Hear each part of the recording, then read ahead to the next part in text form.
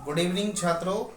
देखिए आज मैं आपके लिए जो है कुछ ऑब्जेक्टिव टाइप क्वेश्चन जो है कॉमर्स के जो अक्सर परीक्षाओं में पूछे जाते हैं, तो मैं ये 4-5 क्वेश्चन आपके लिए लेके आऊँ। जरा आप देखिए एक बार क्वेश्चनों को, जूम करके क्वेश्चनों को देखिए जरा एक बार आप।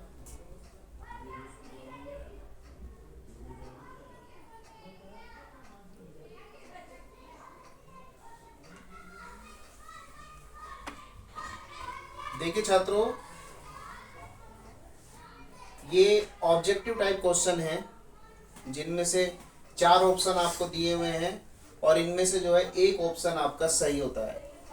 आप सभी जानते हैं OMR सीट पर जब इनका आंसर दिया जाता है तो जो भी ABCD में से एक सही आंसर होता है उसको दिया जाता है। देखिए हम पहला क्वेश्चन सोल्व करते हैं बिना टाइम को गवाए। पहला है, पूंजीगत लेन देनों का लेखा किया जाता है। इसका ए दिया है व्यापारिक एवं लाभानी खाते में, बी दिया है तलपट में, सी दिया है तुलन पत्र में और डी दिया है इनमें से कोई नहीं। देखिए तुलन पत्र को जो आप इंग्लिश में बोलते हैं बैलेंस शीट,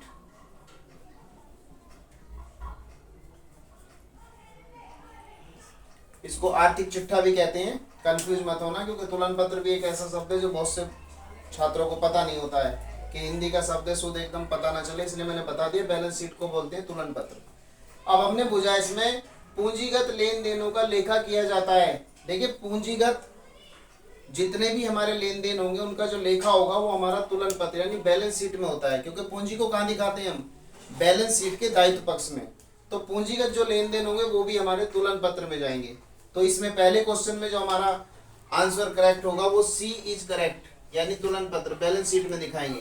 व्यापारिक लाभानी खाते में नहीं होगा, इसमें डायरेक्ट और इनडायरेक्ट एक्सपेंसेस को दिखाया जाता है। तलपट में गणितीय शुद्धता की जांच के लिए गणित को इसको तलपट को बनाया जाता है और उसमें तो सभी आते हैं, डायरेक्ट इनडायरेक्ट और दायित्व और हमारे संपत्ति यानी सारे आते हैं, क्योंकि तलपट की सहायता से ही तो बैलेंस शीट बनाई जाती है।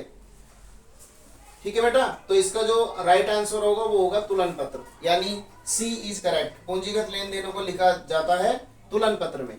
नेक्स्ट क्वेश्चन है आपका, सकल लाभ ज्ञात होता है। बहुत ही बढ़िया क्वेश्चन है। देखिए सकल लाभ और सकल हानि जो हमें ज्ञात की जाती है वो होती है बेटा हमारी ट्रेडिंग अकाउंट यानी व्यापार खाते से। आप जानते हैं अंतिम खातों के अंतर्गत 3 खाते बनाए जाते हैं। एक होता है आपका व्यापार खाता यानी ट्रेडिंग अकाउंट, दूसरा होता है प्रॉफिट एंड लॉस अकाउंट यानी लाभानी खाता, और तीसरा जो हम बनाते हैं वो बनाते हैं हम तुलन पत्र यानी कि बैलेंस शीट।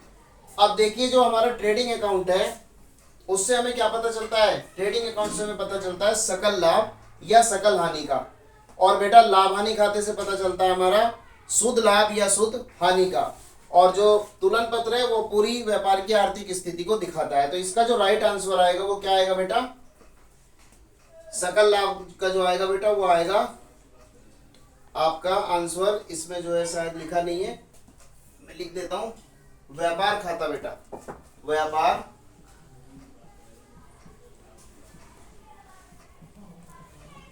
खाते से। तो इसका जो आंसर होगा वो डी इज करेक्ट, यानी सकल लाभ ज्ञात होता है हमारा व्यापार खाते से। ठीक है बेटा, आगे चलते हैं। क्वेश्चन नंबर 3, वित्तीय विवरणों में शामिल किया जाता है। देखिए वित्तीय विवरण जो होते हैं वो हमारे अंतिम खाते बनते हैं उसके अंतर्गत, यानी कि ट्रेडिंग अकाउंट, लाभानी खाता और हमारी बैलेंस शीट।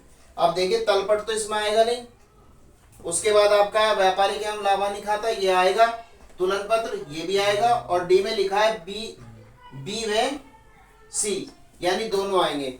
तो वित्तीय विवरणों में जो शामिल होगा तलपट नहीं होगा, लेकिन व्यापारिक एवं लाभानी खाता और तुलन पत्र यानी चौथे ऑप्शन इसका भी डी सही होगा, बी व सी दोनों सही है। नेक्स्ट क्वेश्चन है बेटा, तुलन पत्र या आर्थिक चिट्ठा बनाया जाता है, ये कब बनाया जाता है, वर्ष के बीच में, ए ऑप्शन में दिया है, बी में दिया है वर्ष के शुरू में, और सी दिया है किसी विशेष तिथि पर, और डी दिया है पूर्ण वर्ष के लिए। देखिए जब भी तुलन पत्र बनता है वो किसी विशेष तिथि को बनाया जाता है। ये जरूरी नहीं है कि उसको हम बीच में बना रहे, कब बना रहे, लेकिन जब भी हम बना रहे बेटा वर्ष के अंत में वो एक विशेष तिथि को बनाया जाता है, और ज्यादातर जो बनता है वो वित्तीय वर्ष के अंतर्गत बनता है, यानी 1 अप्रैल से 31 मार्च तक जो हमारा वित्तीय वर्ष होता है, तो ये 31 मार्च में बनाया जाता है। ठीक है बेटा, तो तुलन पत्र जो बनाया जाएगा सवाल के अकॉर्डिंग, इस क्वेश्चन का जो सही जवाब है सी इज करेक्ट, यानी किसी विशेष तिथि पर। ठीक है बेटा।